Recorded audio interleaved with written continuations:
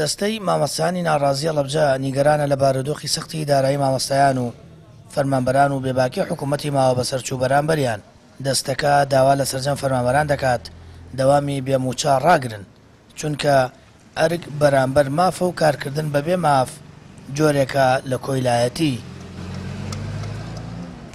بابەتی کارکردن بەبێ موچە جۆرێکە لە کۆیلایەتی سەردەم ناکرێت ئێمە ئەم خۆمان بەدەستی خۆمان ئەم بابەتە هەڵبژێرین و ئەوە کۆتایی بۆ ناوەڕاستی مانگی 2000 ڕووی نێشان موچەی مانگی دەنەدراوە، واتە ئەوە بۆ نزیکی 70 ڕۆژە چێ موچە نەدراوە.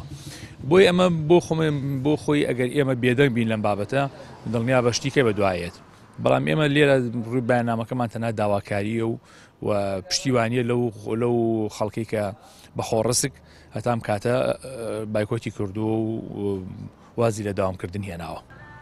مامۆستایانی ناڕازی دەڵێن چاوەڕوانیان مای خۆ بەدەستەوەدان نییە و هەڵوێستیان دەوێت. دەژڵێن دەرفەتێکیان بە هێزەکانی دەرەوەی دەسەڵات داوە تا هەڵوێست دژ بە برسیکردنی خەڵک نیشان بدەن.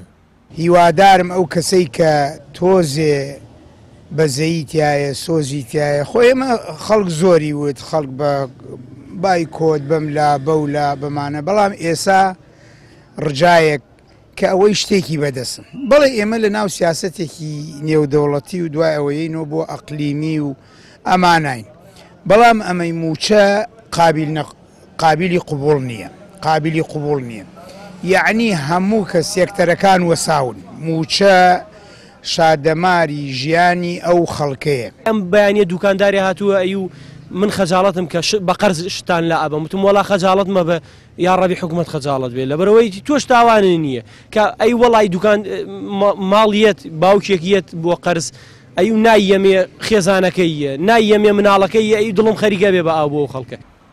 مامۆستایانی ناڕازی جەخت دەکەنەوە لە هەڵوێست وەرگرتن و داوا لە سەرجەم توێژەکانی کۆمەڵگە دەکەن پاڵپشتی بایکۆت و ناڕزایەتەکانی مامۆستایان بن و لە خۆ پیشاندانەکانی ڕۆژانی داهاتوو بە گەرم و گوڕی بەشداری بکەن.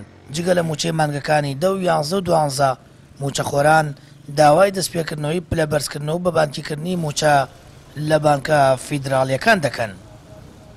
سامان فەتاح، کەناڵی ئاسمانی پەیام، هەڵەبجە.